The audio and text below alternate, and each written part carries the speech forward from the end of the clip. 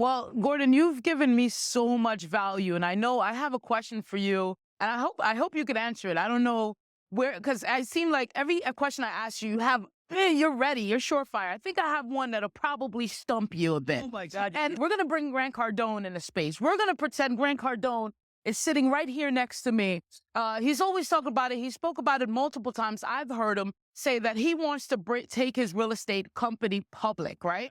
So if Grant Cardone comes to Mr. Gordon Bazar and says, Gordon, what would be the best strategy for me to take my company public? What would you say to Grant Cardone? Okay. Funny you should ask. Yeah. I didn't stump you? No. Oh, no. I'm ready. I'm ready. Oh, let's go. All right. Well, here is the real estate model for today. Yeah. Okay. Not 20 years ago. Okay. Not 10 years ago. Okay. Not even last year. All right. This is it. Today. State of the art, man. Okay. State of the art. Yeah. Okay. If you're going to take a company public, the first thing you got to ask yourself is what creates value in the public marketplace? It's not assets like real estate. Mm-hmm. People don't buy a public company because it's got assets. They buy it because it has earnings. Mm-hmm. Okay. And the companies are sold on something called a PE ratio, price earnings. Okay. So let's say a company makes $1 million in net. Okay. And it sells at 20 times earnings in the marketplace. That's a $20 million company in value. Oh, wow. Okay. Okay. Because it's 20 times Right. their PE. So when you're buying stock in the company, you take all the stock of the company, you divide it into $20 million, and every share is worth that fraction amount. Gotcha. Okay. And that's how it gets priced, is based on an industry-wide price earnings multiple applied to that company. Okay. So if Mr. Cardone wanted to go public, he does. Okay, he would go to somebody like a Morgan Stanley or a Goldman Sachs. Yeah. Okay, and they would look at his numbers and they would decide, okay, if we took your company public, here's what it would be. And Grant would sit there and he would say, well, okay, it's worth more that way than it is just with my asset values. Yeah. So I want to do that. Okay. And he's leaving 90% of the money on the table when he does it. Okay. All right. Here's the other 90% of the money. You take your real estate company and you break it up into two companies. Okay. One company owns the real estate. One company leases the real estate at a below market rate of rental. This company then releases it at the market rates and makes a lot of money. Right. Okay. This is the company you take public because it's got nothing but earnings, Right. no assets. Right. The assets are over here. Okay. Then you have investors in these assets who want to own it because of the tax write-off, who want to own it Sure because thing. eventually it will be sold. And when it's sold, they get their appreciation. Yeah, because the assets are there. The assets are there. Yeah. Okay. So you take the typical real estate investor and you put them on this side. Right. And then you take the public and you put them on this side. Ah. And now you not only have the asset value here, which Right. still has the asset value, Right. but you've created this public entity, which is now going to sell at, let's say, 20 times earnings, Right. and it has no assets. Right. Wow. Because you Okay. don't need it to be Right. public. Okay. So you created two entities that together have 90% to 100 to 300% more value than if you kept them together and took it public. Wow. That's amazing. Yeah. So I'm going to make sure Grant Cardone sees that because I don't know if anyone actually told him that. So could you leave with our audience today? Right, there's people out there that's ready, right? Mm-hmm.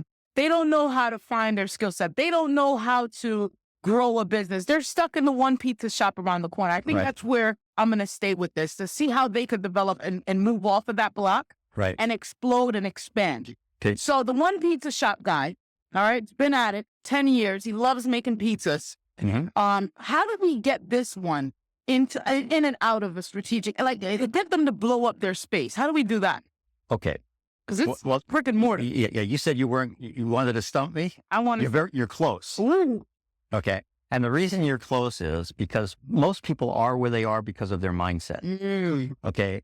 The fellow who's got one pizza shop and loves making pizza, he's happy making pizza. Leave him alone. Okay. And he may not have it in his mind that he wants to be the owner of 250 pizza shops, right? Yeah. Okay. If he did, he'd be he wouldn't stay working at making a pizza. Yeah. Okay. A lot of times people who are good at a business or a trade or a profession, the reason they go into the business is not because they want to get wealthy. They go into that business because they think they know more than their boss now. They don't like working for somebody else. They like the idea of being in control of their own time and that they don't have to report to anybody. And the fact that they now have their own little business where they make their own life they do what they love doing, it's already at the level of what they want. Okay. That most of those folks really are not motivated to go much, much higher.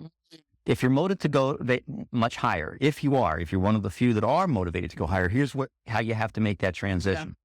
You have to think to yourself, what's my passion? What do I love more than anything? And to do that, you may have to get your head out of the space you're working in now. You may not like what you do now. Okay. You have to get it back to when you were a kid. What made you happy? Before all the adults in your life told you you're a dreamer, you're never going to be able to do that. You don't have the skill sets, you don't have the knowledge. Right. Yeah. So you were discouraged, and they didn't mean to you any harm. Right. They just didn't want you to be disappointed in life. Right. So protecting you. Right. But eventually you gave up on those passions and those dreams because you were told you had to go this way to make your way in life. What I ask people to do is go back to those dreams they had when they were kids. Back when you had no capability of making those dreams real. Right. But get in touch with them because they're the core of who you are. They really are the core of who you are. And then bring yourself forward. Okay, I'm not that person anymore. I have core competencies. I have skill sets. I've had a certain amount of training. There's things that I now know how to do. And what's more is there are places out there that can teach me what I don't know. Absolutely. Okay. So I got to get my head back into that passion and start to think of, all right, what do I really want to do with my life? When they write that epitaph on my gravestone, what's it going to say? Okay, what is it going to tell people about my life and what I contributed and what I did? That is the most important thing that you can get in touch with, because that is the power that you have inside you. It's the driving force that will take you through all the obstacles, because you're going to hit them, to that ultimate success. But once you find it, you're already a step ahead of the game. Then the next thing you have to do is say, okay, within that field that I'm passionate about, okay, how do I find the trend? How do I get in front of those trends? How do I do the research that gives me all the right pieces to pull into place? Right. How can I enjoy pulling those pieces together, orchestrating those pieces to that bigger thing? And then how do I build it around a business model that gives everybody a piece for themselves, okay, that they want? Two things I always tell an entrepreneur. Okay, people think an entrepreneur is somebody who takes risk. Yeah. No. Okay. An entrepreneur is really good. He doesn't take any risk. Okay. What an entrepreneur is, and this is my definition of an entrepreneur, it's a person who has a vision, who orchestrates the time, talent, and resources of other people to make their vision real. Wow. Okay. And it's built on a corollary. And the corollary is this, that anything you would ever want is out there already. Somebody already has it, and they will give it to you if you give them what they want. We're sitting on a beautiful yacht today, 163-foot yacht, $27 million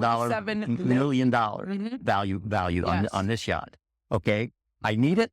I call up my yacht partner and I tell him what I'm doing. And he says, don't worry, Gordon, just come on down to Fort Lauderdale and it's right there for you.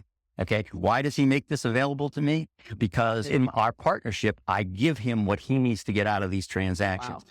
So I don't need to own the yacht. I can have the yacht anytime I want it because I give value to somebody else in the way that they want value. The beauty of a business is it's multifaceted, and it gives you the ability to structure your business so that everyone you want the help of, you can structure it so that they win when you win. Okay. So there's a win-win scenario situation always going on. And when we put together a business, we want to know the client wins. Because if they don't win, it's not going to happen. That our partners are going to win, our investors are going to win, our salespeople are going to win, our employees are going to win, whatever. Everybody's got to have a win here that's bigger and better than it would be any place else. And the only way that happens is if you've reinvented yourself and you're now creating new value that didn't exist before. So there's no pie to split up. We just make a bigger pie that everybody gets to use. I love you. I mean, I absolutely learned three things today in these principles, that sometimes we're pushing against a wall that we need not. Yes. Because there's a door right there. Cool. Right? There's a very cool door right over there. Very cool. And then it's the value. It's all about the value that we bring. And of course, an exchange, right? So we're always in exchange of value. And thirdly, it could be done simpler ways and give you the same, if not even more results. Right. So I appreciate learning those three valuable lessons, and I appreciate us sharing with Grant Cardone how to explode his business. I appreciate my comfort killers watching. I've been invited here in Fort Lauderdale And I've been kind of keeping this meeting a secret because, when you have something, you really want to give it in the right format when people are ready. And I think now is the time where people are ready to learn that sometimes there's a million models, there's a million ways to do things, right? And then you find people like Gordon that's been doing it forever. And forever, and I'm not forever, and been loving exactly what you're doing every day. That's keeping you getting up 5:30 in the morning, getting a good night rest. Though, it's not like when you were 30, but actually getting up and willing to teach more and provide more value. And that says to me, Stacy, damn, you're not doing enough. Damn. And it just keeps me up. And I know that's what it's going to do for our Comfort Killers on Grant Cardone TV. Because you provided so much value here that I can really wrap this up and sell it. I really can. But we're not going to do that. We're gonna give it in the way that we intended it to give and see about that value exchange coming back to us. So I want to thank you again for inviting me on this beautiful Casino Royale is the name of the yacht. And it's for sale, and I'm not going to lie. It's a beautiful boat. The attention to detail in every aspect here shows me so much about you and the attention to detail that you wanted to prepare this meeting for, and bring my whole family here and my partners and my whole strategic aggregation here. Right. And it tells me the type of person you are, and you wooed me today.